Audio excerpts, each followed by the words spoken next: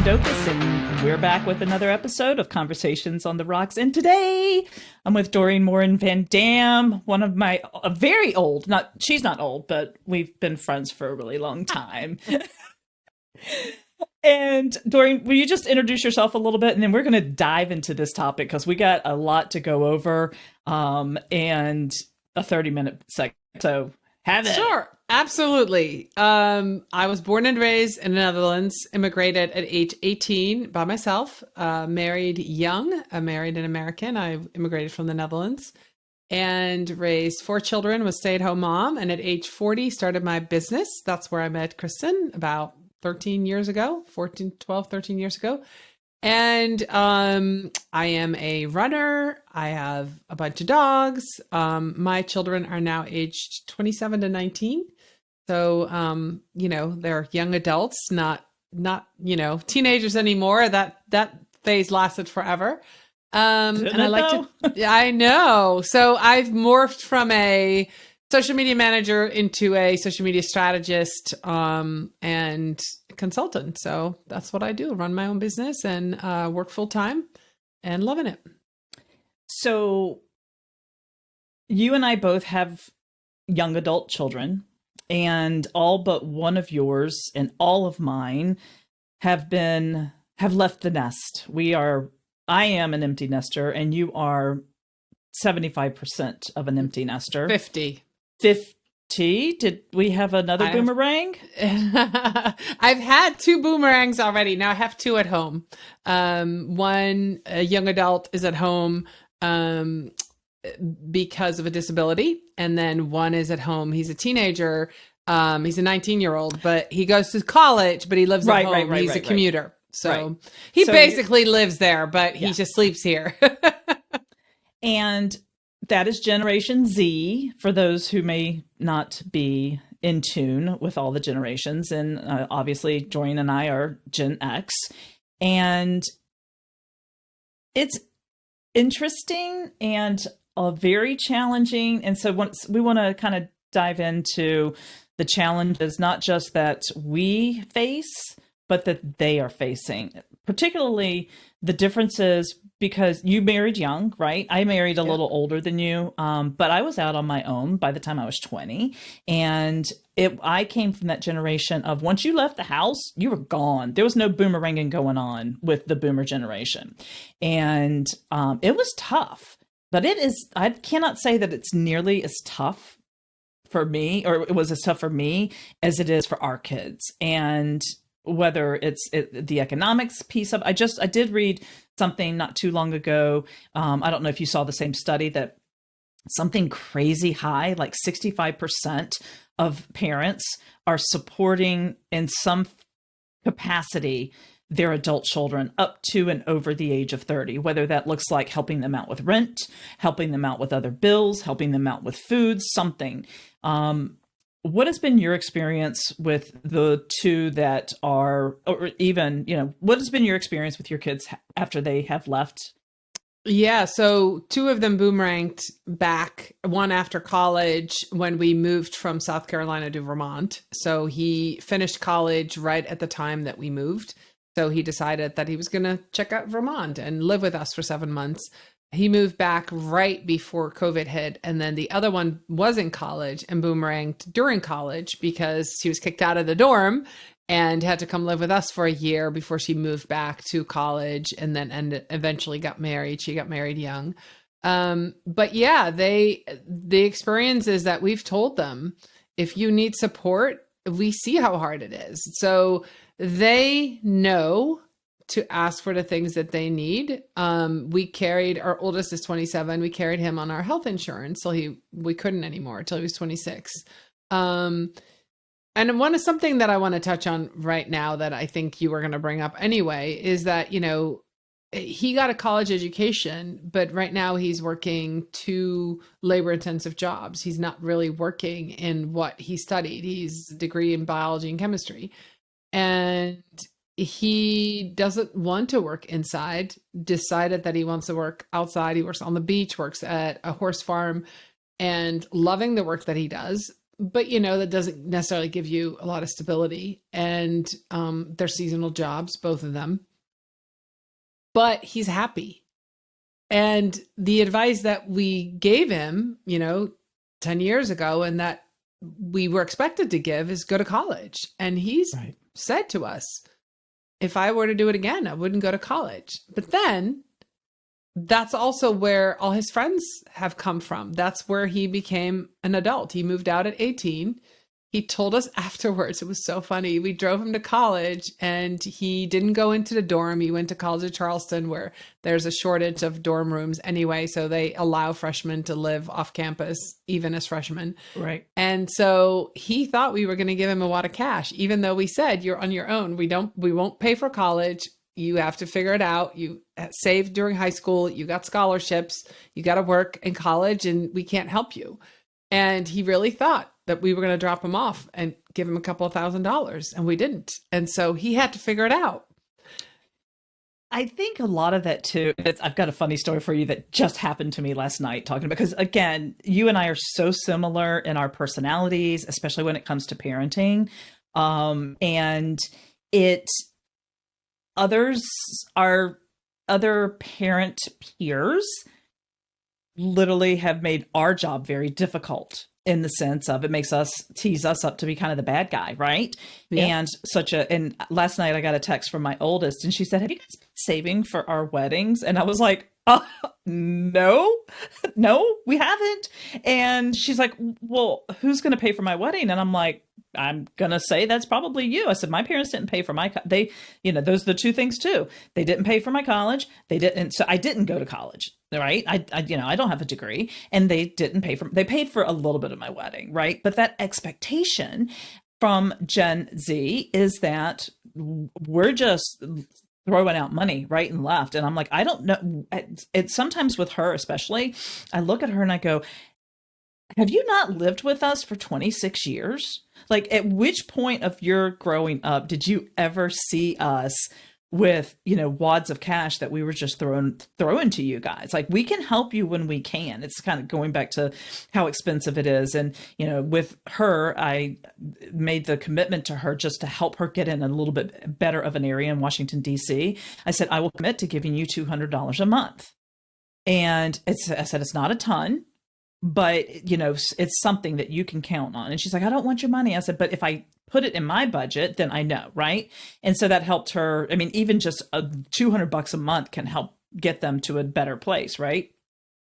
But yeah, I was like, no, we have not saved for your wedding. We are not paying for your wedding. I said, I would. So let's go ahead and hopefully you can set your expectations now, if and when you decide to finally get married. But, looking at, and I remember when she turned, and it was something about her class. It was that her class of 2017, all of the kids in that class were overindulged.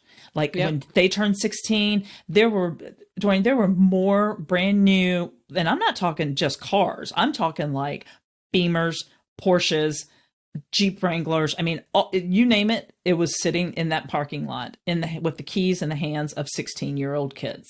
Do you think it's because we both lived in the South at that? My son graduated 2017 as well, and we lived in South Carolina. I know you're in North Carolina. I don't know if it was because of where we lived. I do think there's a different lifestyle there and expectations.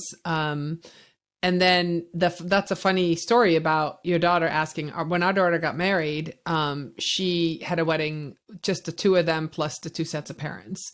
But our kids know our story. My husband and I got married at the bus stop. So we paid a justice of the peace $175 to show up. We rented 2 limousines and we drove around with our friends. We weren't old enough to drink, so we couldn't go to a bar or anything. We were both under 21 when we got married. And we didn't go on a honeymoon. I think my husband's sister got us a night at a hotel, and that's all we spent. And then say about 10 years later, we were invited to be in a wedding. We spent more on somebody else's wedding, being the bridesmaid and the best man, than we did on our own wedding. And so our kids have known that story, and they know it's not about the wedding.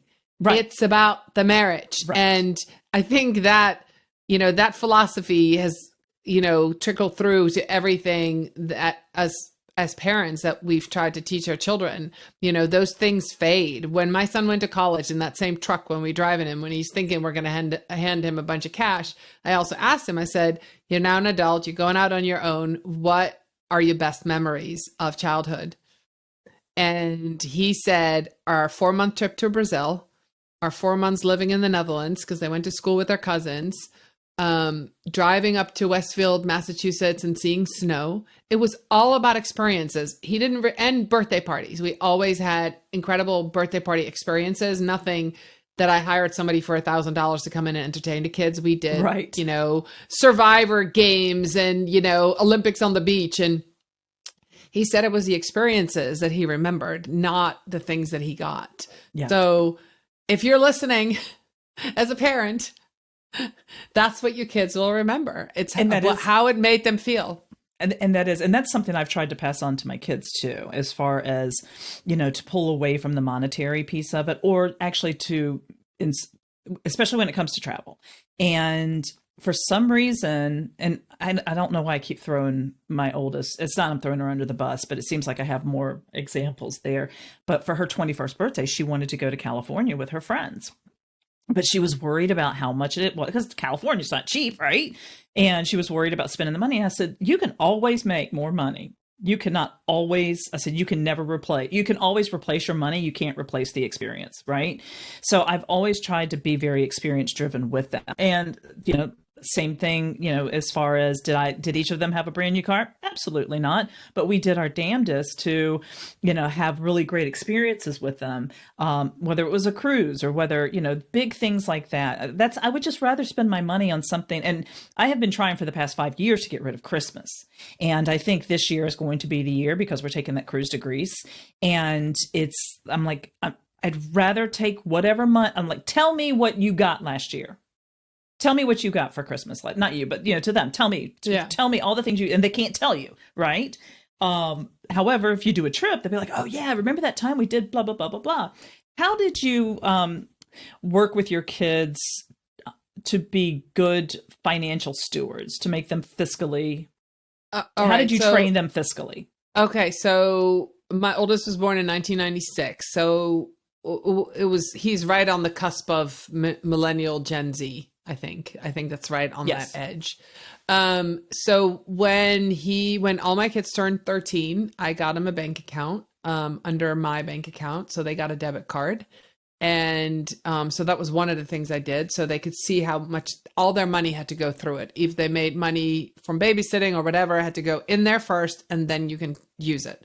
So I didn't want them to use cash. I wanted them to see it on there. So it was registered. And then, so that was one of the things I did with each one of them. The other thing I did is I paid my children for babysitting, especially my oldest two, for babysitting the younger ones. I was able to start a job and start a business because they were able to babysit and help me with that. But I also made them pay for things like their phone. So my son would babysit his younger siblings. I would give him $5 an hour. So maybe I was on the job for 4 hours. I was merchandising.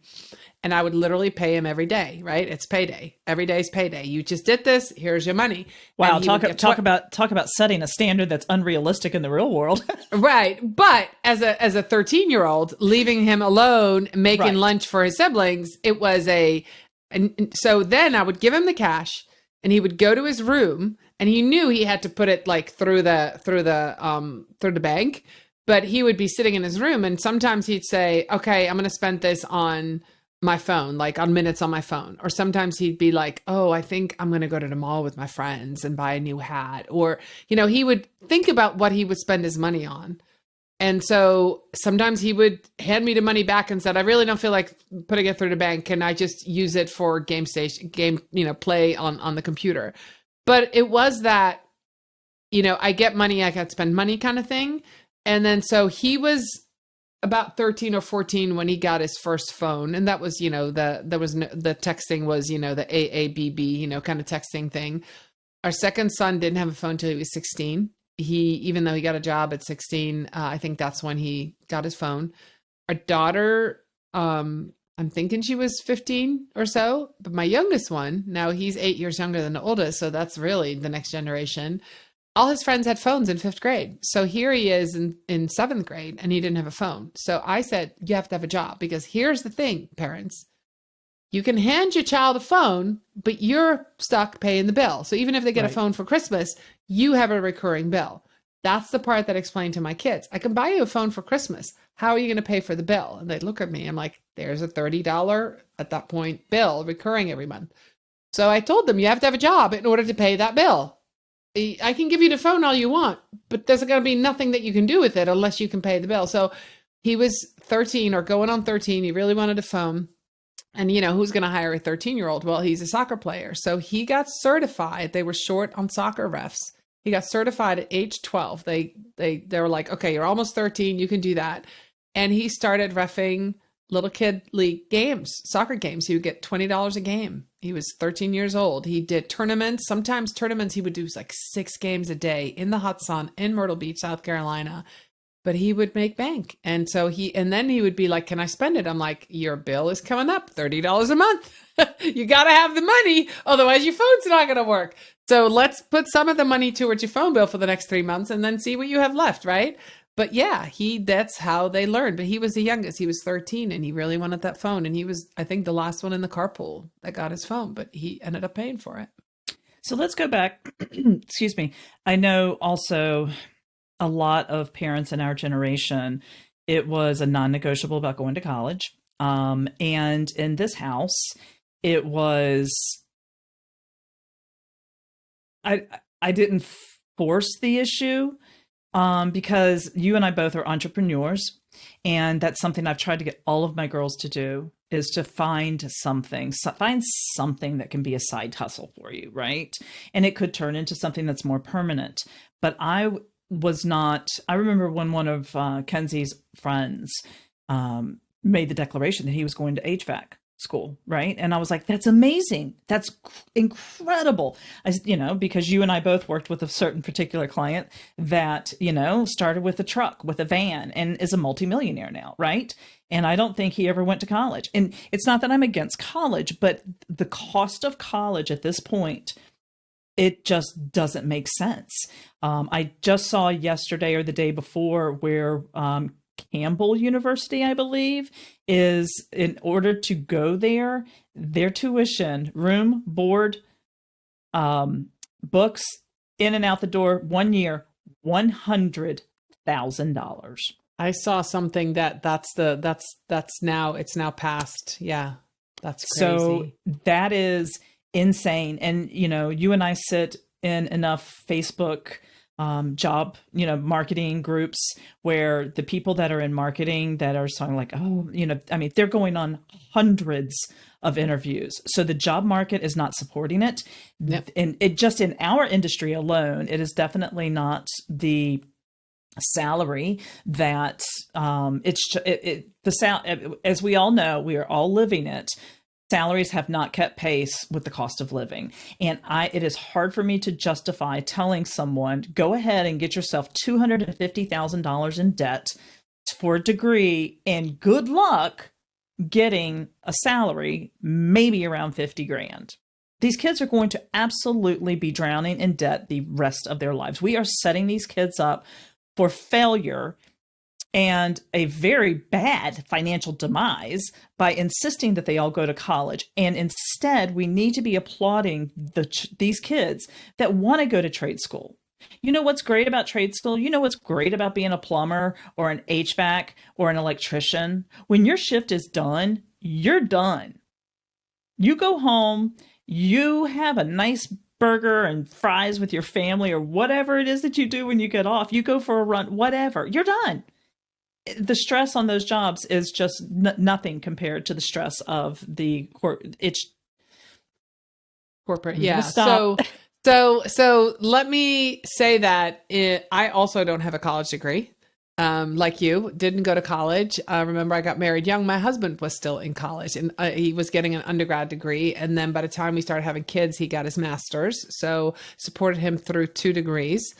And so the expectation on his end was, yes, you go to college, but we're not paying for it, which is kind of not the best way to do that. Now, we were lucky, and South Carolina is one of maybe 2, 3 states where they give scholarships, state scholarships based on merit, not on income, which was very fortunate for my oldest children. They all got the highest level scholarship from the state. They qualified because they were in the top 6% or 5% of their class in the high school that they were in.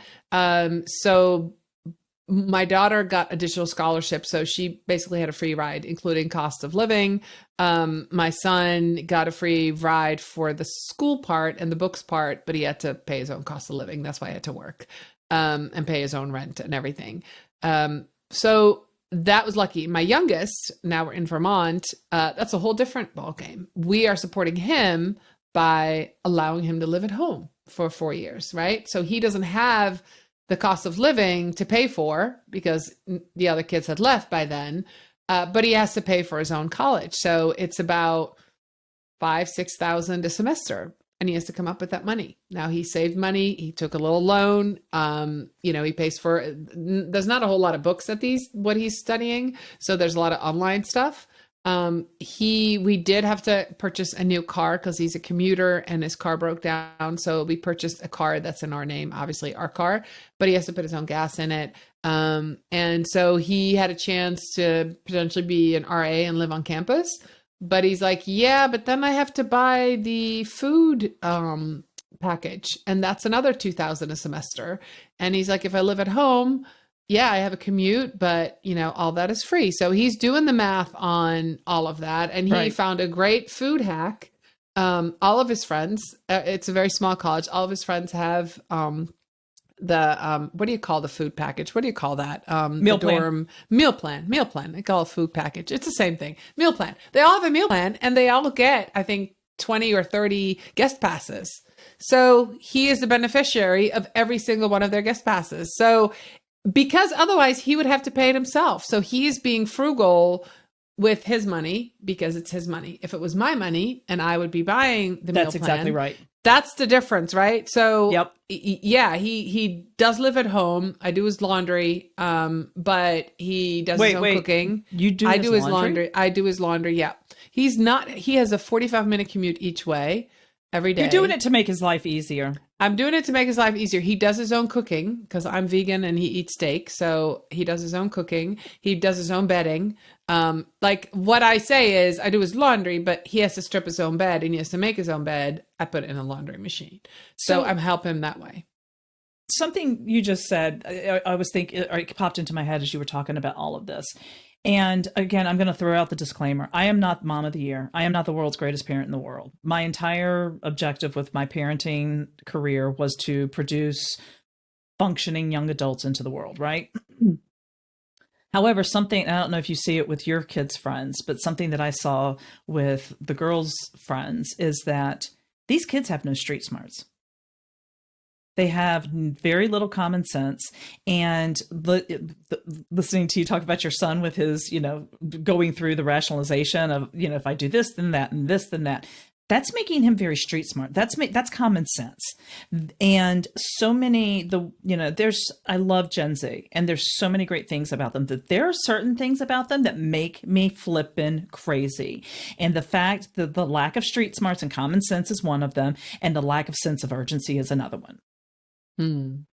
Maybe it's just because I'm like, little Tasmanian devil, and I'm, just like go, go, go, go, go, go all the time. But sometimes the lack of sense of urgency makes me crazy. But by making our kids do things like their own laundry, their own cooking, I might have bought the car, but you have to pay X. Like, I think for my girls, I said, you have to pay me $150 a month. Right. And that was partially for the car, the maintenance, and the insurance. Right. I'm like, I can't offset this entire thing. I'm not going to offset this, because when you get out there into the world and you buy your own car, you're going to have these hard costs as well. You may as well get used to understanding that if I have a car, I'm going to have this, this, and this. If I have a phone, I'm going to have this, this, and this. If I have a credit card, I'm going to have this, this, and this. And so, and some of their friends, clueless, 100% clueless. Yeah, I saw that a lot. I drove a lot of carpool, and if you have young children and you're listening to conversations on the rocks, drive carpool. You get all the secrets. You get all the tea. You They get spill all the all the tea. tea. But yeah, I was in the carpool with a 13-year-old who that was the conversation. She got a phone for her birthday and she was all excited. And I say, so you got the phone for your birthday? And she told us it was, and this was, a long time ago, but it was a lot of money. And, I'm like, who's going to pay for the phone? She goes, well, I got it. I'm like, no, there's going to be a bill. Who's going to pay for it? And she just didn't understand. And you're not doing your kids a service if you don't explain these things, that there's a bill that goes with that. And there's a bill for insurance. Insurance goes up. I can say that my youngest son had his driver's license for 4 days and got his first ticket, his first speeding ticket. This is the first and only speeding ticket. But the insurance was going to go up, and we made him pay the difference because we had said, again, you need your car for school. He was, driving 45 minutes to the high school at that point because we live pretty remote. So college is 45 minutes, but high school was also 45 minutes. And we said, if you get another ticket and you can't drive, you're taking the bus. You're going back on the bus. Can I interrupt you real quick and say something? You're nice because the first speeding ticket that the oldest got, I wasn't taking the insurance hit. I told her, I said, you've got to pay $300 for an attorney to get it taken care of. Oh, no, he ended up paying the difference of the insurance. That the insurance went up. So he had to pay the difference. Yeah. No, I wasn't. I'm not we weren't being nice. No, we weren't being nice. He had to pay that. So I think that our kids have realized pretty early on that's how we do it. But when we see our kids struggle, we say it over and over. If you need something, you need to open your mouth. When I go visit my children, the weekend's on me. I fly over to live in South Carolina. I take them to dinner. I buy them groceries. I went for Christmas. My daughter didn't have a Christmas tree. I went 2 weeks before Christmas. I'm like, let's go to Home Depot. We got a Christmas tree because it was our first house. We got everything, got the lights. Like, if I see something and I'm there, I'm buying it. I can, right? And that's a gift. And I can do that. And those are soft costs. I call those the soft costs. And here's a funny question. So when you take your kids grocery shopping, when you go visit them, see, my kids are smart. They are good shoppers. Like, I taught my kids early on to go shopping for clothes at places like Plato's Closet. Yes, which is we do the same thing. Right? Yep, do the same thing. And they know that store brand is the same as blah, blah, blah. But I swear to you, every time I take them shopping, all of a sudden, there's no such thing as generic. It's all... And I'm like, do you buy that? Do you buy major brands when on your money, or is it? And I don't say anything. I just think it's funny. It's always an observation. We have probably about 7-10 minutes left on this. I want to touch on something else about this generation, and I particularly noticed it with my middle. So the 2019 class of 2019 is the emotional and mental issues. Mm-hmm. There are, like I said, I mean, the oldest, she had it, and the youngest, they had it. But for some reason, again, it seemed like that middle class, that 2019, all of these kids had anxiety. They had depression. They had some kind of neurological something. What's your experience with that? 100% same. I've got one class of 2018 and same. Yeah. So do you think it's the social media? Do you think it's the peer pressure? Do you think is it because they didn't put that? We had it, but it wasn't necessarily, obviously, back in the 60s and 70s, you didn't talk about things like that. That's one of the things that I do love about this generation too, is they will talk to you. They have no shame in talking about things of that nature. They're very fluid. I think they're the first. They're not the generation that grew up with it. They weren't 2 years old and holding iPads, right? So they're a generation that still remembers doing hopscotch outside. My children did do that. The first computer they had, or play computers, probably they were like 8, 9, we had a PlayStation, and, then we had, I don't even know all the systems, but they really didn't get a phone till later. So, and social media just came into play after that. I also told them you have to be 13 anyway. But I think they didn't know how to deal with it. We as parents, we didn't grow up with it. So the parents of that generation weren't educated on social media. On, like, kids go to school, they get sex ed. You're supposed to do this at home, parents, but a lot of kids learn everything from school. Again, in the carpool, you'll learn all kinds of stuff about that. that they had sex ed and what they learned and what the boys learned versus the girls and what the boys didn't listen to versus the girls, which is also very interesting. But there's been no social media education, not for their parents. The parents didn't know how to guide the children. And then, which I did that for years.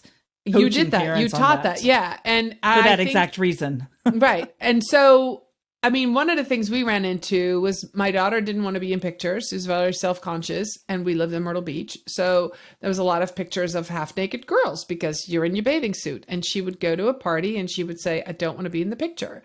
And they're like, oh, it's okay. We won't post it. She wouldn't even leave the premises, and it would be on Instagram. And I would ask her, do you want me to ask your friend to take it down? Friend wouldn't take it down. If I go to the parents like it's her phone. It's her thing.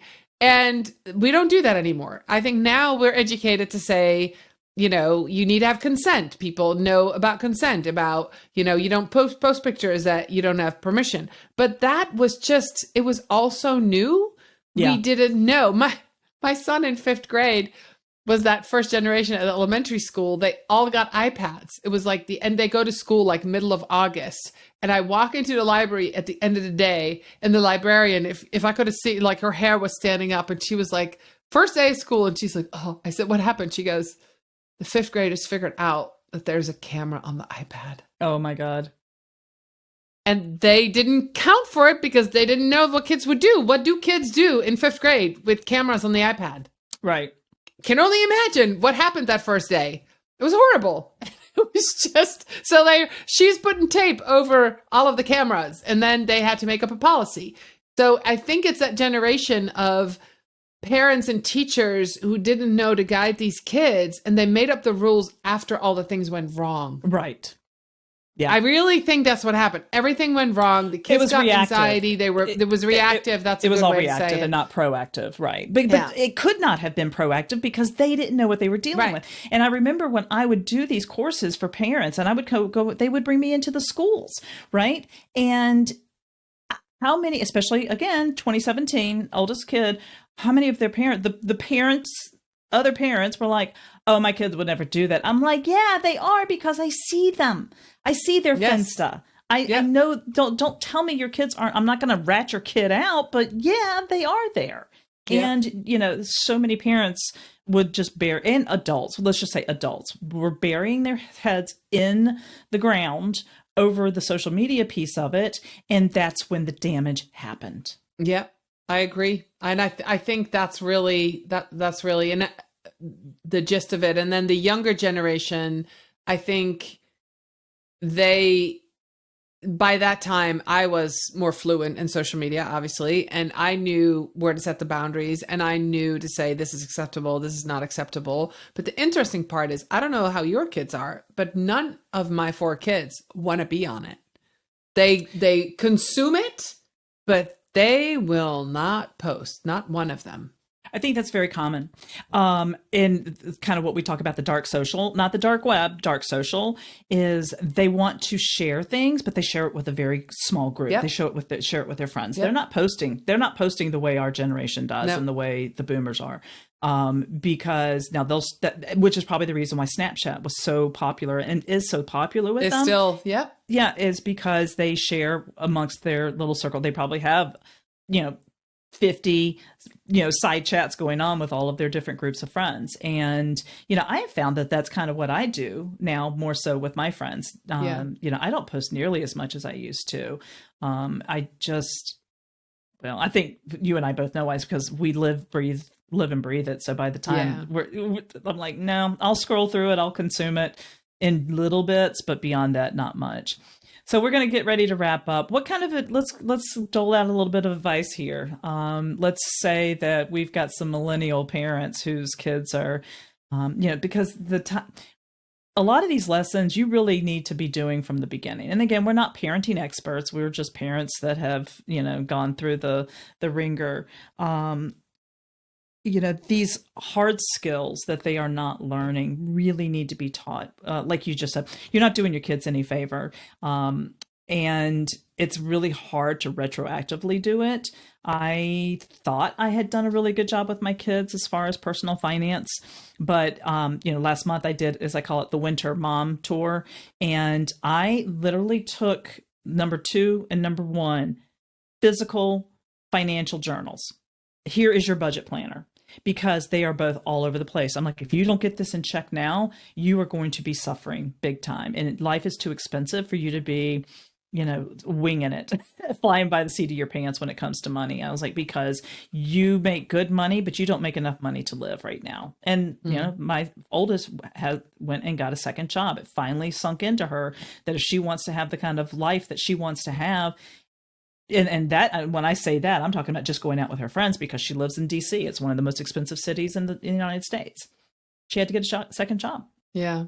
Yeah. My son has 2 jobs, my oldest son. Any advice? I would say talk to your kids, have conversations. We, as a parent, I grew up in the Netherlands where everything is very, I'm not going to say rigid, but everything is on time. We are the country. If you say you're going to show up at 5, you call somebody if it's 5:01 and you're late. Okay. You're late, 5:01. So everything is scheduled. I guess that's a good way to say it. Including what happens in school, how you learn. Like every single kindergartner in the Netherlands learns how to tie their shoes. You can't graduate kindergarten until you've done that. That's just part of what you do.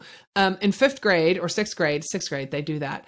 Before you go to middle school, everybody rides their bikes. You have to go through not traffic court, but like traffic lessons. And you go in a whole class, you all wear this little vest and you go into traffic and you learn how to bike from your little neighborhood into the big city, because you'll be expected to do that on your own. But everybody learns at the same time. And that's kind of, on top of that, everybody is kind of on the same schedule. All daycares in the Netherlands close at 6:00. They all close. So nobody works late because you can't get your kid from daycare. Most people work 32 hours or less, especially if they're parents. That's considered a full-time job. So most parents are off on Wednesdays, because Wednesday's a half-day school in all of the Netherlands. So because everything is so scheduled, everybody eats dinner between 5:30 and 6. And I stuck with that. I would have Tupperware parties. Remember those? Yes, I do. I would schedule mine at 7:00 at night. And I would have the same for years. I had the same Tupperware lady. And the first couple times she would come, she'd like, I thought you had kids. I'm like, yeah, 4, they're asleep. She would walk in at 6:45. Oh my she'd God. be looking at me like, what? I said, we eat dinner at 5:30, 6:00 is bath. By 6:30, you're in your pajamas and we're reading books. By 7:10, the doors are closed. Now, whether you go to sleep or not, most of the time they go to sleep.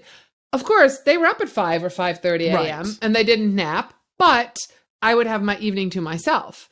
And so that schedule really worked well for me. So sticking to a schedule, having dinner together every night and talking about your day. If that's not possible, have breakfast every morning, or, have tea after they come from school. But those rituals are really important. And here's a big one too for younger parents.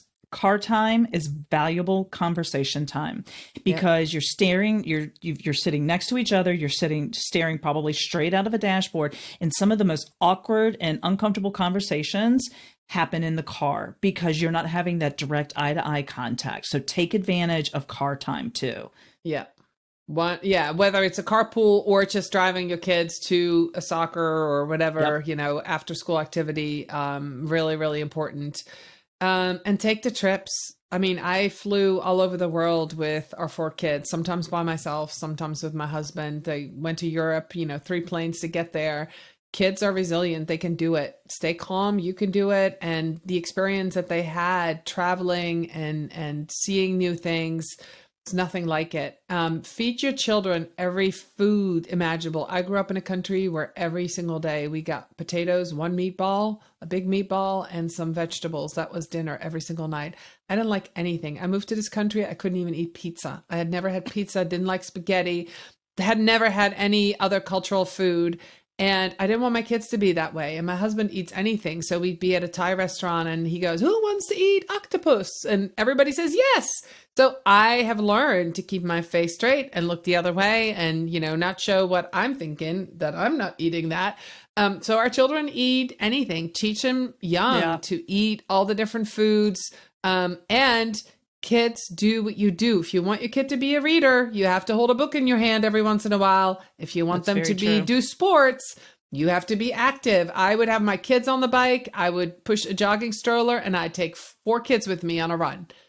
They all loved running. They all played sports. They all were active. They're going to do what you do. So you can say all you want, go play outside. But if you never go outside with them, your kids are not going to play outside. No, I'm not saying you play outside all the time, but go sit outside with a book. Right. Just be outside with them so they know this is a time to be outside. I learned that very early on. I was a nanny for a lot of years, and teaching a child to play, you can model some of the play that you want. And then I would say the best trick in the book is, I got to go to the bathroom. I'll be right back. And then they would continue play. And then they'd look for me. I'd come back and I'm like, oh, this is great. We play for 5 minutes. I go, I'm going to peel the potatoes. Come right back, And so I would leave them longer and longer with their play. But you have to model the behavior that you want them to have. So if you have kids who don't play, it's because you didn't model it. So if your kids don't do sports, it's because you didn't show it. If you have kids who don't read, it's because you're not reading. Pick up a book, take them to the library. I mean, those are just simple things, but think about what you're doing. Your kids are going to be doing the same thing. If you're on your phone all day, so are they. You know what they're doing. Yeah. I think that's the best advice I can give anybody. And it's true. And it goes both ways, both good and bad. So bad habits, show them bad habits, they're going to take on them. Show them the good ones, and they're going to do that too. Yeah. Thank you so much for this time. I knew we were going to have a good conversation because, like I said, we were both very like-minded. And I think we're both pretty damn awesome parents. I think so too. So far. So, yeah. But I do appreciate it. And everybody out there, I appreciate you taking the time to listen. And until next time, have a wonderful life. As the saying goes, you don't have to go home, but you can't stay here. And that's a wrap for this week's episode. A big thanks to my guests for sharing their story and to you for listening. Don't forget to share the show with your friends and spread the words. And if you'd like to be a guest on the show, the link is in the show notes. Till next time, cheers.